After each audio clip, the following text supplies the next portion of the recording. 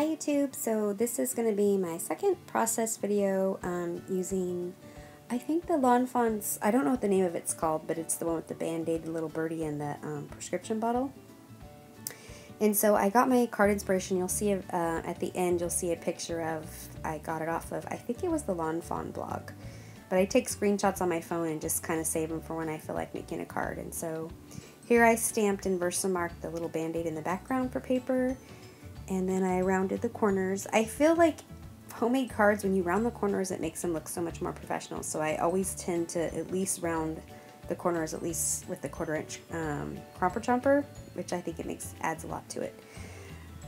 So here I am. I don't know why I stamped them so far apart. I could have saved paper. I think I was thinking I was going to stamp them out in squares like the picture, but I ended up coloring them in with my Spectrum More pens and some Copics.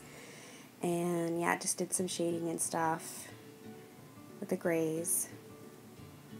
It's a super duper cute set. I'm going to send this card to a YouTuber who's not feeling so good, and so I thought I would make a card for her.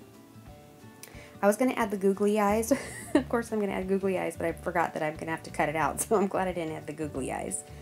So here, I bought this little set off Scrapbook Pal, I think, yeah, and so I got the little dies to match, and so it's so much easier just to cut them out with the dies. And so here I am. I start with that zigzag pattern paper because that's what's in the inspiration picture, and I end up not liking it because it's a cream background and I have a white card base. I buy those white card bases already done at Michael's. I think you can get like a whole pack of 25 for like $2, and so I always use the card bases. It just seems to be easier. I don't waste my Copic paper.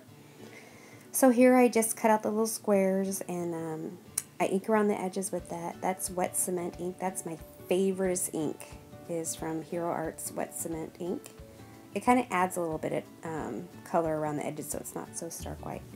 And there I have a drawer full of like border stickers and stuff because I wanted to add a little bit of border to this. I wanted to add more color to it. I end up adding even more color at the end. It's like, it's a process. So I add that, I think that orange stripe is October Afternoon Midway, and then that's just a little baby blue pink color sticker. And then this is really cheap ribbon from the dollar store, and so it always frays. So if you burn the ends a little bit, it doesn't seem to fray at the end. And so that's a little silver border sticker I've had in my stash forever. It adds a little accent.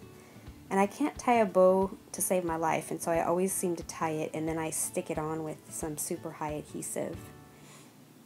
Or it's like that tacky adhesive that works really strong, so it'll stick the bow on there. And then that archival ink is the red.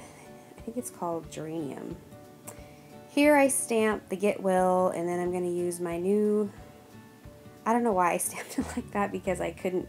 Anyways, I fast forwarded that, but I got the Get Well. It wasn't Get Well soon, I just put the Get Well like it had on the inspiration. Then I pop dot up the little cute little figurines, inked with wet cement around the Get Well so it kind of stands up from the card. And then I attach it, and I still see that it's looking a little dull. So this is where I go into my stash and I find some more color. I pull that green paper out, and I actually cut it with my my Lawn Fawn border die. It's the stitched border scallop die. Kind of stuff it in there so it adds a little bit more color to it. And then I think I'm pretty happy with that. So here's some after pictures at the end. And the very last picture, I did decorate the inside of the card with more of that green and some of the orange and the silver sticker. And then the last picture is the inspiration card that I got my idea from. So, alright, thanks for watching.